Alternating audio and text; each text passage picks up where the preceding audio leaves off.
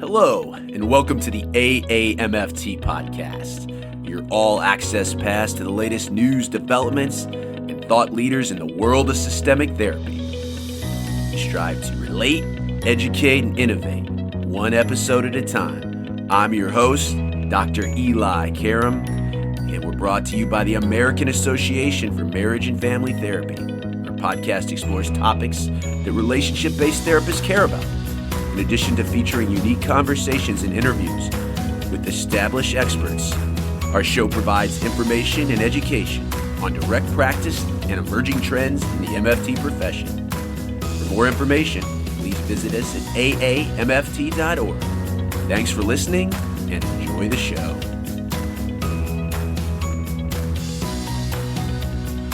Eli back with you on the AAMFT podcast. Hope you're hanging in there as the global pandemic ensues. AAMFT is with you. Podcast. We are in our second season, coming to you every 2 weeks. Whether you're a loyal listener or you're just checking us out for the first time today, we have a great show in store for you. Those listeners know that my favorite segment on the show is the Pioneer Series, where we go behind the person, behind the model developer, to dig deeper to see how they got into the field and what makes them still vital years into their career. And today we are talking to the great Froma Walsh. Froma Walsh is the co-director and co-founder of the Chicago Center for Family Health and is a professor emeritus in the School of Social Service and Administration and Department of Psychiatry, the Pritzker School of Medicine at the University of Chicago. She's a licensed clinical psychologist and AAMFT approved supervisor. Froma is an internationally respected leader in the field of MFT, the foremost authority on family resilience.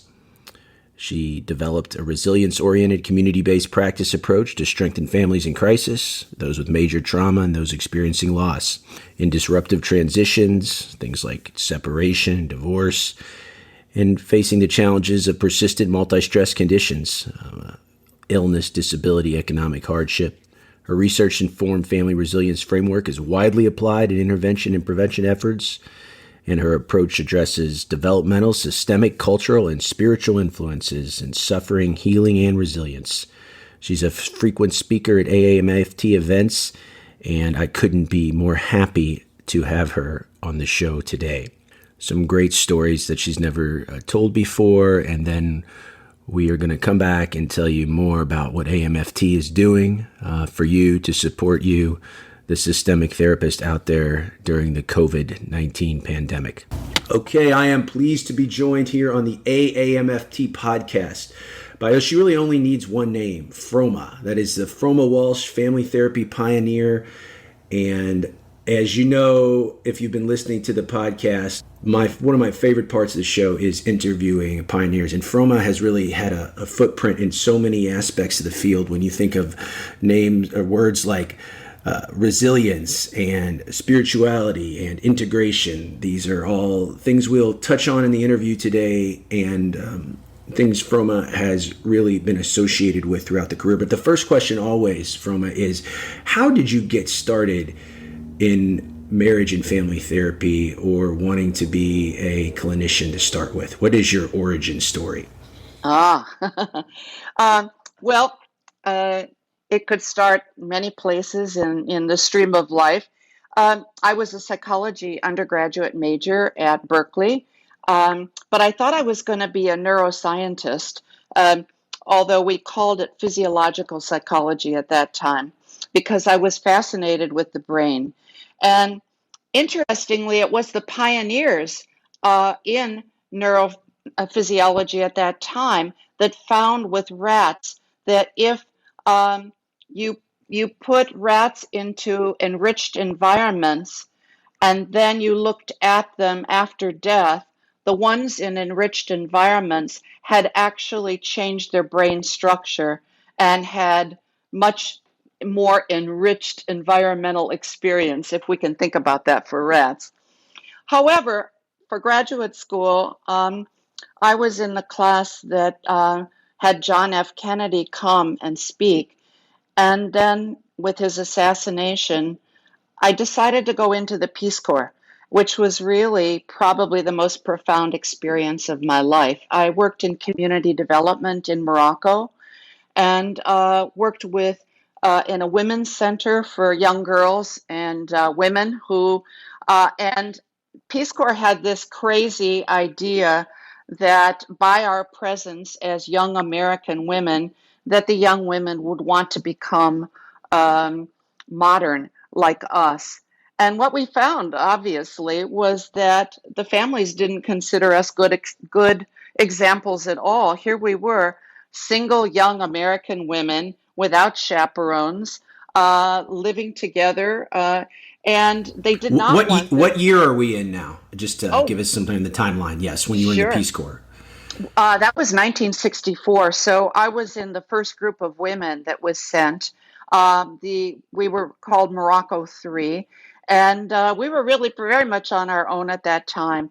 And so we realized this was really culturally lacking in attunement and understanding of Moroccan culture and the values of families. That, of course, the parents wanted their girls to be marriageable, to follow in the traditions of family life. But I also discovered in that time just how powerful their faith was in Islam and how, in very poor families, living in very difficult circumstances, it was really their family and their faith that provided nourishment for them through hard times. So the second year, I worked for the Ministry of Youth and worked with um, youth that had been arrested and in centers for uh, what was, they didn't use the word delinquent youth at that time. And mostly they were children from very poor families who had really no chances in life. And for young girls and their mothers often were cast out from their families, really living hand to mouth. So it was really an education for me that when I came back to this country, um, really seeing my country through outsider eyes and to appreciate how important it was to think about family and to think about larger social context. So I was, I think, very naturally drawn to family therapy when I started my training in social work. And can I tell you about that? Oh, sure. Let me ask you. It's such an amazing. Like I can't think of any place more progressive than Berkeley in the '60s, and in such a culture shift to go to Morocco and to be among. I didn't realize this. Just a pioneer, not only in our field but also in the Peace Corps. This Morocco 3. Did you have a choice of where you were going at that time, and did you really? What type of preparation did you do to be in a different culture? The kind of immersion experience like you had in the Peace Corps. Oh, well, that's hilarious, but to tell you that, I did apply for community development because that was my interest. And they sent us, our group, to University of Utah up in the hills above Salt Lake City. And because nobody knew about the Peace Corps at that time or knew about Morocco, actually, a lot of people thought that we were being sent to Monaco and they would, A big difference. yeah, and they said, "Oh, give our regards to Grace Kelly and the Prince," Yeah. and yeah, that would have been quite an assignment. Um, but when we got to Utah, they said, "Well, you're going to these women's centers, so you're going to be teaching home ec, um, either cooking and sewing. So we don't know anything about Morocco. We're sorry to say. So we'll tell you what we do here in Utah." So they taught us how to can and pickle, and which was totally inappropriate for Morocco because the country is very fertile, except for the very southern region on the desert. So it's much more like California with fresh fruits and vegetables year round. You would never need to pickle or can. And so it was one of those experiences that taught us a lot about faulty assumptions about other people in other parts of the world. And I think my experience in Morocco just made me want to know more about the world, and that working internationally has always been very close to my heart. The Morocco Three, are you still in touch with the other women? Oh, yes. We get together at least twice a year. There's a group of us. We've had reunions, but we're very close, and it's a very interesting group of women. Um, I remember once there was a film made, and they asked my daughter, what do you think of, that your mother and how the Peace Corps would have, made her the person she was? And my daughter said, well, she must have been an interesting person to have gone into the Peace Corps in the first place. And I thought, oh, that's my daughter. That's great. That's a great Yeah, story. So yeah, you were telling us, so you had this amazing formative experience in Morocco that taught you about, a different culture and a way to adapt and accommodate. And then how did you first discover systemic language and these pioneers of family therapy? As right around this time, also coincides with the origin of our great profession. that's right. So I was very fortunate. By sometimes decisions in life, and I'm really a developmental psychologist as well. So I am very interested in how there are these turning points in life that sometimes are just serendipitous, sometimes just good luck. And my boyfriend at the time said to me, gee, you would be a really good social worker. I have a friend who's going to be at the party on Saturday night who went to Smith. She'll tell you all about it. And I met her, and she said, oh, yeah, you would love it. At that time, it was psychiatric social work, and it was really doing clinical work. And so she said, well, the deadline is this week. Why don't you drive up there? I did. I was accepted. I didn't know anything about it. And I found out it was psychoanalytic.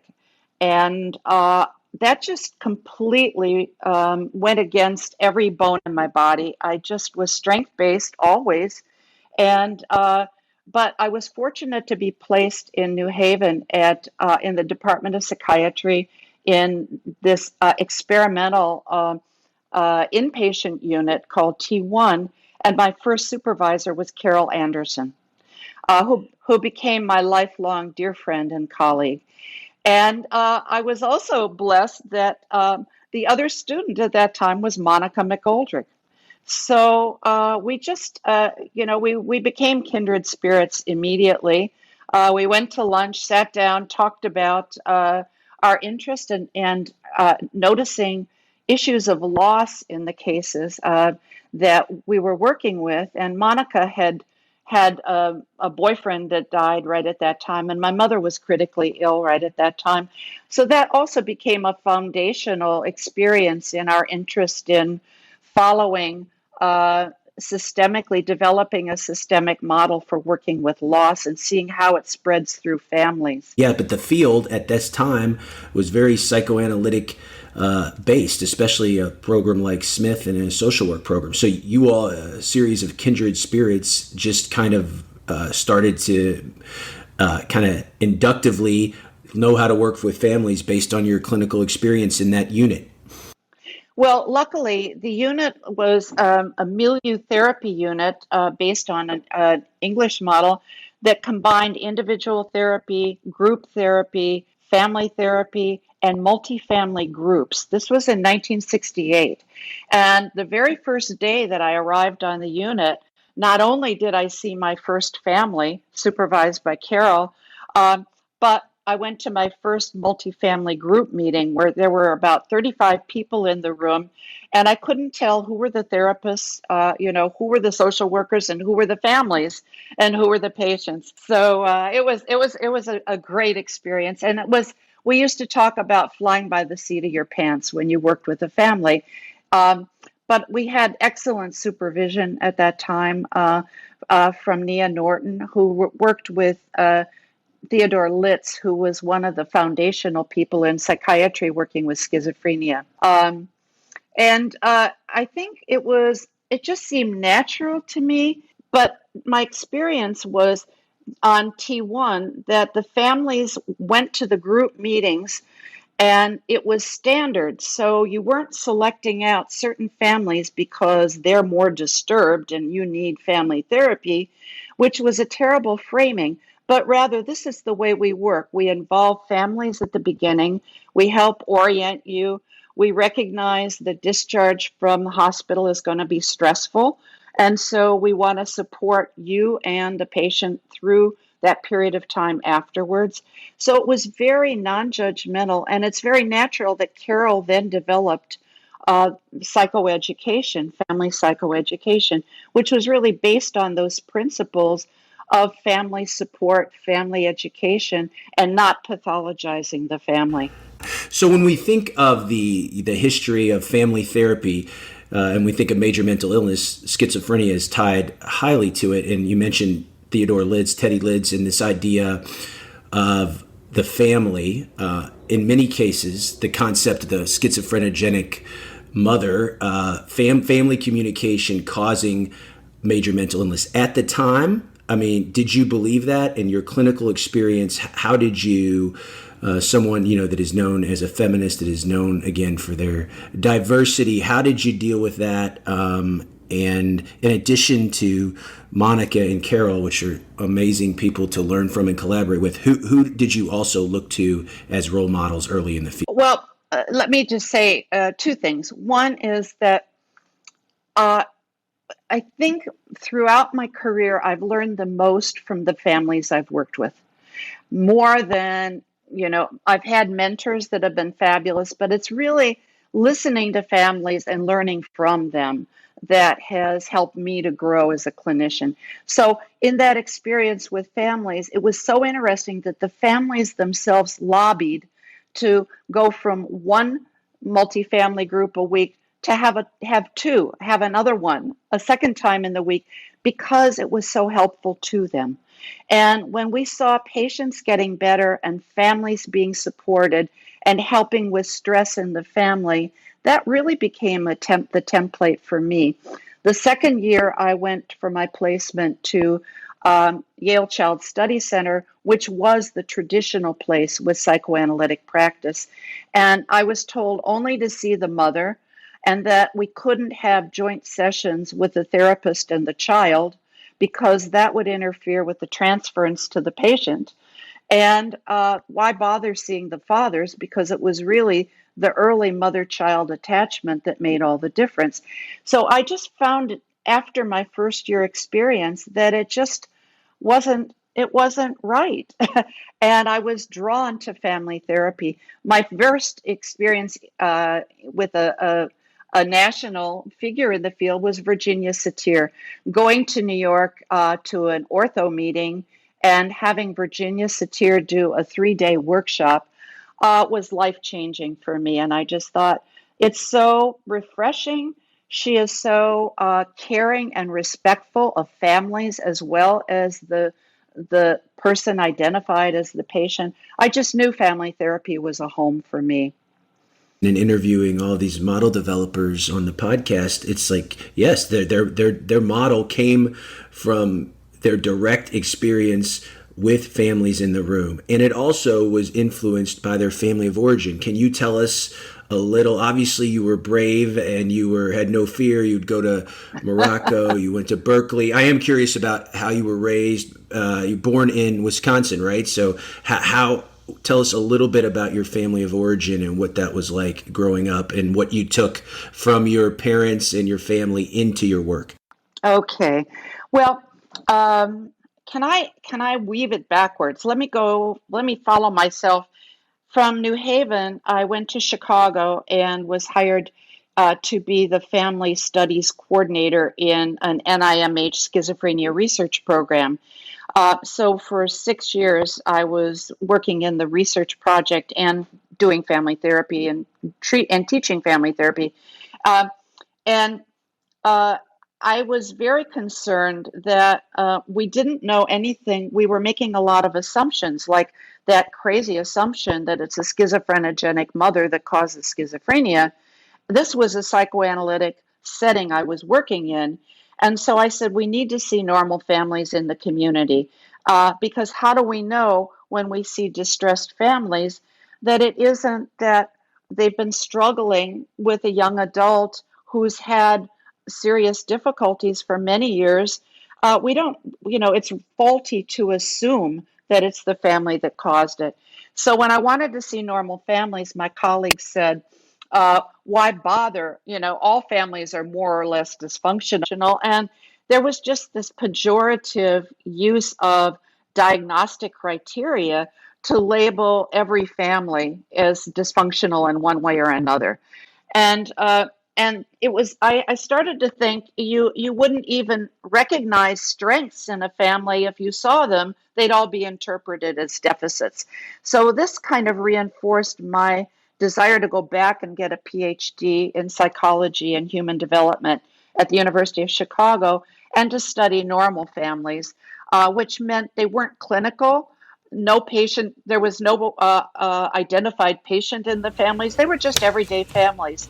And that's how I first came to do the edited book, Normal Family Processes, to really expand for clinicians our way of understanding how ordinary families cope when under stress.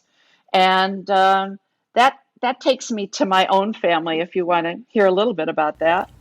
Oh, I'd love to hear. Yes, on the show, we always want to know the family of origin story and how that influenced your work professionally and certainly personally. So please weave that in. As I said, my mother, I unfortunately lost my mother when I was in my training in my late 20s. And I decided a few years after that to go into therapy to, kind of to, I guess, attend to my grief and to understand better my relationship. But because the therapist was psychodynamic, the longer I was in therapy, it seemed like the worse my family got.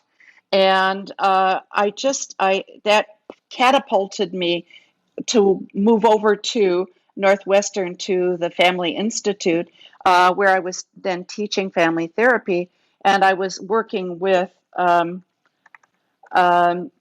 colleagues who were developing family therapy at that time. And I realized I needed to do more work in my own family of origin. I grew up in Kenosha, Wisconsin, which was a factory town. I grew up in the wrong side of the tracks, and my dad really struggled to make a living. We had a very small gas station. We were homeless for a period of time when the apartment building we lived in was destroyed in a fire. So it was really a very hard in terms of our economic struggles. But I never felt like I had a bad childhood because my parents were very good at buffering it for me. My mother was the piano teacher in town. She had a music studio. I had my dog Rusty after school when my mother was out teaching piano lessons. So that got me interested later on in understanding human animal bonds because she was like a big sibling to me who did homework with me. But what I wanted to say was I always, growing up in a working class community, um, I always felt like I didn't really belong in in upper echelons, the people who had grown up in wealth. And Monica just this year asked me, would I write about that for the new third edition in Revisioning Family Therapy to talk about social class issues and the American dream and the disparities and how both social class as well as economic status really is an influence in our lives and in the clients that we work with, and that we need to pay more attention to it. Um, but I went back and I did more family of origin work, and it was partly feeling like here I am taking a strength-based model in my teaching and in my practice, and yet I think my own father can't change. And so this was after my mother had passed away, and having some issues with my dad that I decided I really needed to work on. And in doing that, learning more about my parents, learning more about my mother's background and my dad's background. I wrote about that in my book, in Strengthening Family Resilience, in the last chapter. Um, and really coming to see how my dad had had a childhood disability that no one talked about, how in the Depression, the struggles that he had financially, really, were very upsetting to him. How my mother, from her religious upbringing as a Catholic, how she lost her family connections. How my father, growing up in a Jewish family, led her to convert, but yet to hold on to some of her Christian upbringing. Um, so all of this, I would say, led me to appreciate how my parents really had to deal with many adversities in their lives, how they really were models of resilience that I hadn't appreciated earlier on until I learned their life story. I gave a presentation at AAMFT, I guess it was 2016, where I told their story a little bit more, and I've written about it, so I won't say more here. But I think that we live in a culture that so readily looks for deficiencies in parents that it's really important for all of us as family therapists to learn more about our parents' lives, the adversities they may have faced, their struggles with that, the suffering that they endured, and how they may have done the best they could, and how there were really hidden models of resilience in our families if we only look for them. It's a wonderful story. Thank you so much for sharing. And it's also a good point for people listening to this podcast, therapists that are somehow stuck in their work. I don't care if you're a therapist in training or you've been in the field for some time, this need to go back and look at your own blocks or interface issues, and sometimes understanding your family of origin more, in this case your parents, it softens them. It lets you see that they did the best they could to what they had, and it was obviously profoundly influential in your work, not only in the strengths-based model but tapping into resilience. Your mother had passed away. What did your dad in later life think of this work, and especially you including him in one of your most influential publications, which is Strengthening Family Resilience, as you mentioned, now on its third edition? Yeah. Um, well, actually, another thing that I believe in that's a core value to me when I'm not, I don't, I have trouble with categories. I always had trouble with multiple choice questionnaires. And are you in this box or that box? Because my own family and cultural background, my whole social location is multifaceted. And sometimes I feel more in one place than another. And at other times I feel marginal everywhere. Um, and I think what my own working with coaching, with Monica's help. I also consulted with Murray Bowen. I'm not a Bowenite, again, because I don't locate myself within a particular, I'm integrative in my practice. But they really helped me to expand my perspective. And I came closer to my dad, and we had many good years before he passed away. He never really understood what I did because he came out of much more of a working class background. Uh, the last several years of his life, he worked at Kmart in Southern California, and he said it was the best job he ever had. He had health insurance, he had stability, he worked until he was 70.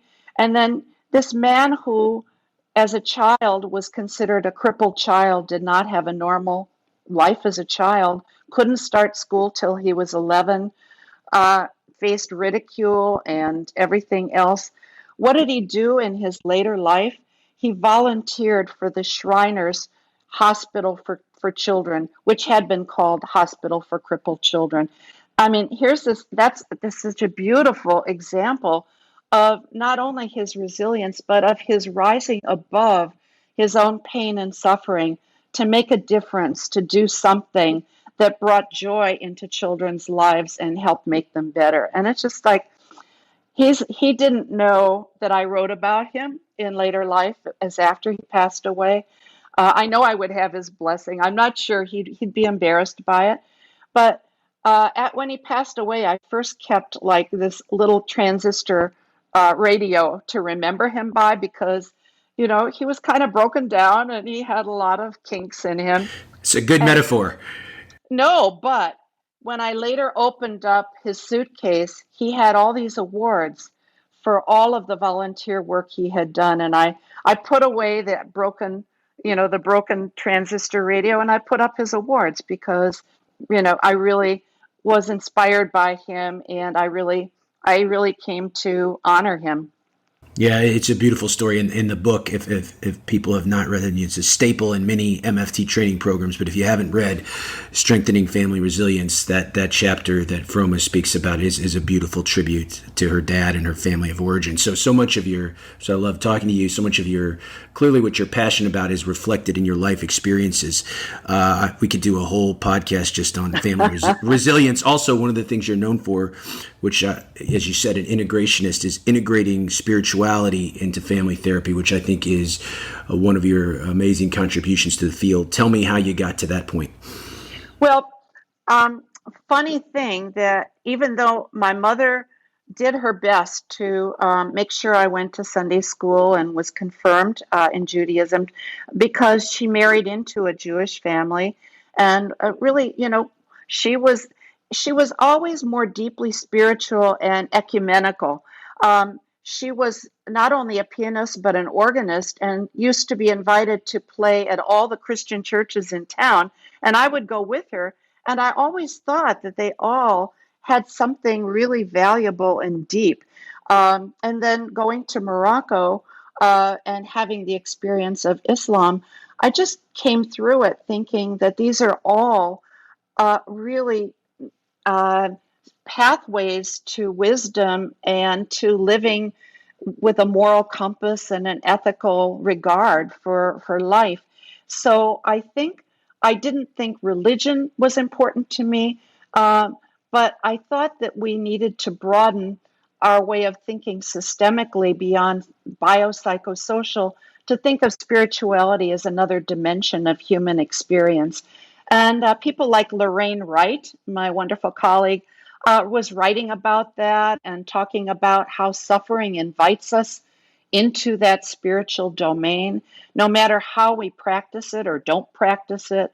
When I taught in Australia, they said, "Oh, well, you don't have to talk about spirituality because we're not spiritual here."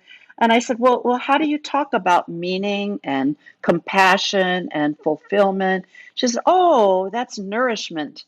And I think, that's how I came to think about this and wanted to bring that larger um, way of thinking about it that can be found either within religion or outside religion through nature or through social action, through art, and other ways. So that's really how I wanted to broaden. And I was fortunate when I did I think I've always been interested in uh, bringing into our work maybe aspects that have been either on the margin or invisible or hidden. And so there were many people at that time who were just starting to think about how can we bring religion and spirituality into our work. So I edited the book Spiritual Resources in Family Therapy, which is a little treasure trove. There are some wonderful pieces in there by many leading family therapists. Yeah, it's wonderful. It holds up well. And at the time when you wrote this, again, it used to be, or edited this, it used to be in the field. Yes, if you brought up, people would come to MFTs because they didn't want any type of spiritual advice. They wanted a lay professional. If they wanted a spiritual religious counsel, they go to their pastor, or they'd go to some more faith-based therapy. Exactly. So now, though, as we know, and as you know, I study common factors, and if somebody has, whether it's housed within the four walls of a church, an organized religion, or internal spiritual beliefs, those are huge strengths, and those are things Exactly. tied into hope, which is a powerful, the difference that makes a difference sometimes in therapy. You knew Exactly. that all along, but the field Well, didn't. How were you received initially when you wanted to expand the biopsychosocial to the biopsychosocial spiritual? um, no, it was more. I was an academic in those years. I was a tenured university professor at the University of Chicago, and when I when I did the book and started to write on it, my colleagues said, "Well, it's a good thing you have tenure." Because still that wasn't it was seen as marginal to the mental health field and to scholarly pursuits. You couldn't measure it. It wasn't, and then we came to see how indeed, um, through the work of Koenig and many others, that they do have markers for how prayer, how meditation does make a difference in our brains, in our physiological functioning, as well as in our psychology. So over time, I think that's become, that we're not resisting that anymore. How do you think we've done as a field as far as integrating spirituality into our training, the way we prepare future family therapists? Do you think we've come a long way, or do you think we still have room to grow in that way? Well, two things. One, I think for AAMFT, it's returning to its roots because from the very beginning, the family counselors in AAMFT often had a dual degree and valued bringing that dimension into their work. So I think that's been we're getting back in touch. I guess I would say, over in recent decades, we already always, that as a field, we pushed away from pathologizing and demonizing, um, and really being strength based. That's a core value for family therapists, and looking more contextually into social context, into culture, into faith beliefs and practices. And into the lived experience of our clients. And I think all of the approaches today are really, at their core, uh, collaborative and wanting and not taking a one up, one down position that we're experts, that we know about families and what they should do in their lives and diagnosing them, but really working collaboratively. So I think this is very much knit into everything that we are trained in and are trying to do our best at. Agreed. If you set it up the right way, it's built into what we believe as, relational healers and marriage and family therapists. You mentioned Chicago as your home base, and it's a place that's very near and dear to my heart. And obviously, Chicago, I think sometimes, it's a great stronghold for psychoanalysis, very different than the systemic world that our listeners are living in, but also for integration and for family therapy. You mentioned the Family Institute, which is where I have my roots as well. I imagine you were studying there initially with Chuck and Jeanette Kramer, that probably don't get written enough about in the MFT history books. But then you went on to take that and to start your own Chicago Center for Family Health, which is an amazing place and clearly something that has been near and dear to your heart. And that's also the origin, I believe, of your both professional and personal collaboration with John Rollins. So if you could talk a little bit about that, I'm sure our listeners would love to hear how that collaboration started and how you balance both the personal and professional in that relationship. Well, John and I are a remarriage couple. We've been raising our daughter, Claire, who's now, we're very proud of. So let me say that first so I don't lose that. She decided she would go into international humanitarian work, and she works in the Middle East as in mental health and psychosocial advising. So we're very proud of the work that she's doing. When they say the apple doesn't fall far from the tree. So John came to Chicago in 1990, and we founded Chicago Center for Family Health as an independent nonprofit affiliate of the University of Chicago since I was there full time. And we set it up really more as a collective, a network of mid-level family therapists who were all doing strength-based work.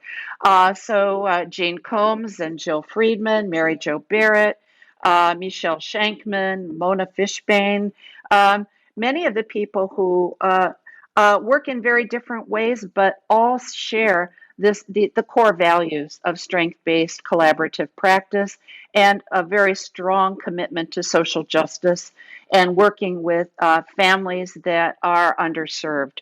So those are really the values that we share, even though not all the therapists worked in the same way. So we did training programs for many years, 2-year advanced certificate program in family therapy, and John's specialty in collaborative family health care.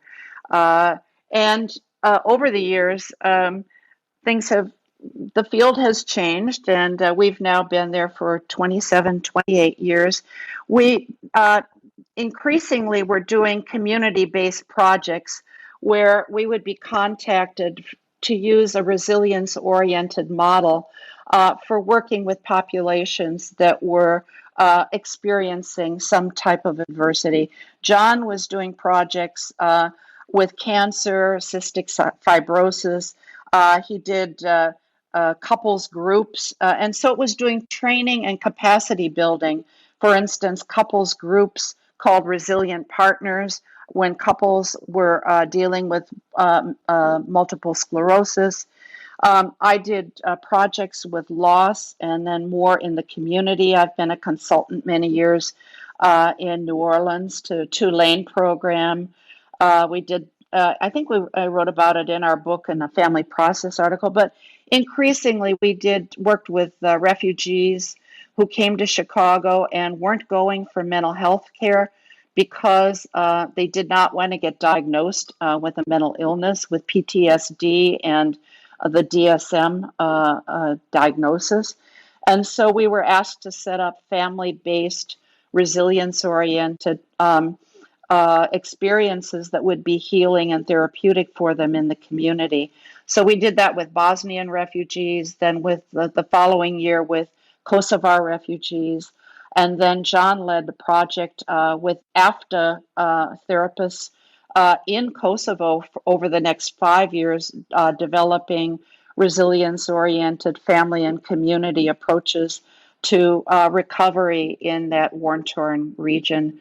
So there have been many different projects that we've done in the community that really take resilience as an orientation to practice with certain principles that are shared in collaborative approaches to family therapy, narrative therapy today, and are applying them in different situations of adversity.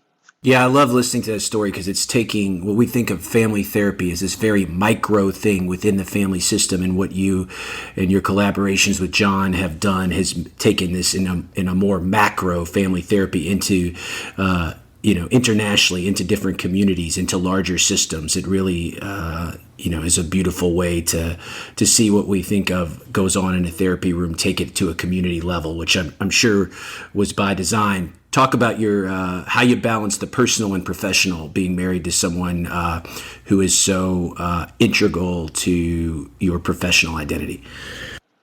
Oh, well, it works pretty well, actually, because we each have our areas. I always joke about in my family, I was brought up never to think about or talk about anything medical or inside the body. So I leave that all up to John, and we joke about it. My area in the work that we do collaboratively is around end of life and complicated and traumatic bereavement. So, he works with illness and disability, and I work with loss, and that's the way when we work together. And I'm actually kind of going back to my roots in that. If you were to look at my family genogram, you would see that there are many traumatic losses throughout the family. And that's always been a calling for me in my clinical work, even before I got into resilience. So now I'm actually working on a new book for Guilford Press on healing and resilience from traumatic and complicated loss. This kind of builds on an edited book Monica and I did way back a long time ago called Living Beyond Loss. And I decided at this point, rather than do another edited book, I would just draw on my clinical experience and developments in the field of bereavement. I do a lot of presentations at workshops on loss, and it just is something close to my heart. So that's what I'm working on right now. Wonderful. Do you think also, when you think of training therapists, which you've spent a career doing as well, feel like we need to do a better job in the field of orienting people how to deal with loss? People think of that as a niche field, grief and loss counseling, but if as a relational therapist, as an MFT, that is something we need to come equipped with in our toolkit, so to speak, how to deal with. What do you think we need to do to prepare therapists to deal with individuals and systems better with dealing with grief and loss? Thank you. Absolutely. I think, again, that's another hidden dimension of our work that we often don't ask about it. I would say, one of, I know, things you wanted me to talk about is some of the challenges in our field. And I think there are two. One is that we're living in a larger social context in the United States, particularly, that's still individualistic, and that the therapeutic approaches that get funding, the research that gets funding, tends to be around individuals and symptoms and pathology and DSM diagnoses, and that's what gets reimbursed. And so it's very challenging to keep a family systems orientation.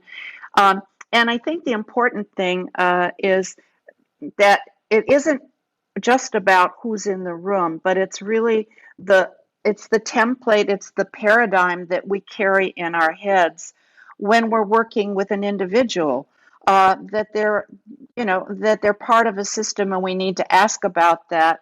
We need to pay attention not just to what's happening here and now, because I think that's another thing that's very American. We're very present focused, and we shouldn't, when we are postmodern in thinking today and in using approaches such as solution focused or narrative approaches that are very much about here and now and future oriented.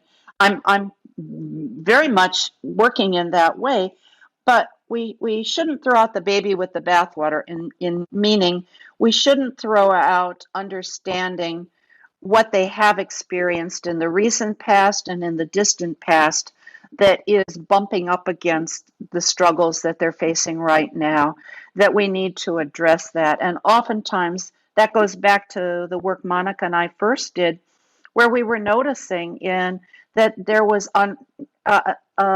really complicated, very painful losses that weren't dealt with in the family, and instead somebody shows up with a depression or an acting out teenager, and we're focusing on the parenting of the acting out teenager and not noticing that the whole family is just reverberating from a very painful death in the family. Working in Chicago and teaching therapists for 35 years doing supervision, they're out on the front lines in a city that has had so much painful loss through violent deaths, through gun violence, through gangs and community violence issues. And everyone is a tragedy for the family. And I think therapists need to, who are working, whether we can't just pay attention to the symptom that's coming in the room. We need to know about what's going on in their lives that is impacting the whole family, and maybe one of the members is having the most difficulty at the moment. And really, and loss is really one that we need to pay more attention to. So well said. Agreed. Now, I'd be remiss, and some listeners will get mad at me if I don't ask you about something you also referenced earlier, your interest in human and animal bonds, because I think this is something we also don't talk enough about. And I know when I come home, I mean, I love my wife and kids, but sometimes when they've had enough of me, my two Shih Tzus, Stanley and Ruby, will always have time for me. They are my help me self-soothe and relax. They are my go-to. So please talk to us about that, because of all I mean, that is another thing that you're passionate about that never gets talked about really with an MFT as far as, so please tell us about that. Yeah. And this is where Evan Imberblack, when she was editor of Family Process, really urged me to write about this, because she knew about my passion and interest. And I wrote two articles. It was a special section in Family Process in 2007 on the human animal bond, looking at it as relational resources and all the programs now that use therapy animals in so many different settings and how powerful they are, how powerful equine assisted therapy is with. Particularly with young people who have experienced abuse in their families of origin and find that they can bond with an animal much more easily than they can with other humans that they don't really trust. Um, how this is used with prisoners in prisons for to train little puppies to become service animals, and in the process, it is transformative for the prisoners in beginning to access these very powerful emotions, caring emotions, and in therapy as well. So I really think that this is a resource that we need to think about asking people when we ask about who's in your family to also include those companion animals, particularly someone who lives alone or a couple that's decided they're going to raise a dog before they try to raise a baby. Um, and for elderly, for people with disabilities or injuries, the importance of that bond and how pets play a role in family dynamics, just like children do. So, and how we can use increasingly. Our dog Shasta has been a therapy dog for us in our clinical sessions. How that really helps people to open up, express their emotions, feel cared about.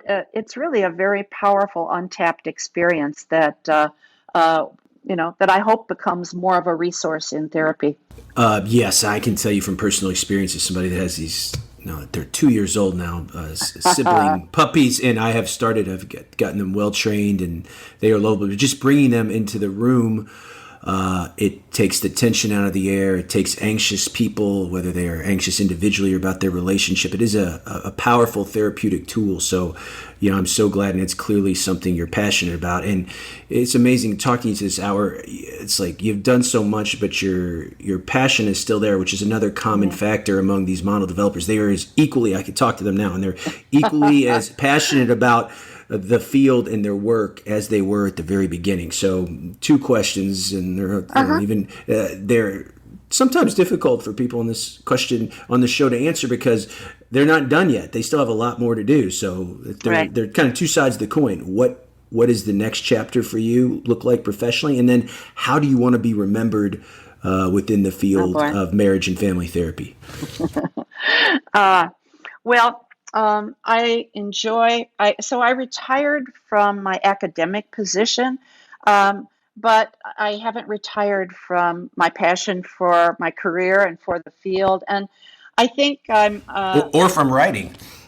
Well, that's it. So I work from my home office primarily. I enjoy doing international consultations.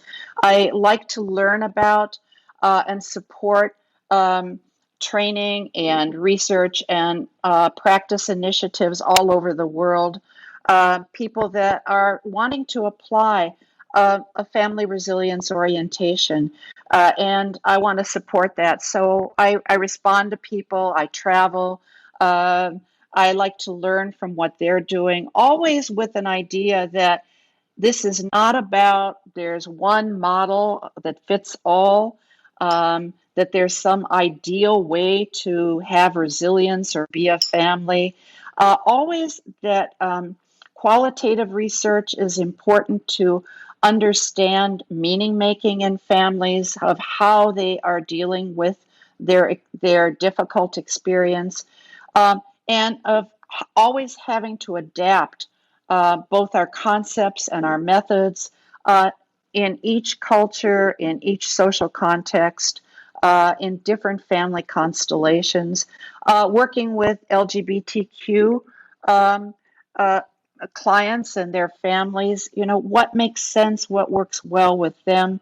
And really that there are so many ways working with low income families of color and the external challenges they face. So I'm very happy to see that so many people worldwide are wanting to take this resilience orientation, apply it to families who are facing different kinds of adversity, whether it's discrimination and stigma, or it's poverty, or it's a death, difficult life challenges in the family, whether it's war and conflict related. So I'm very interested in doing what I can to see the field move forward and take this strength-based approach. And of doing writing, I have several writing projects every year, and I enjoy doing them. So I'm pretty busy.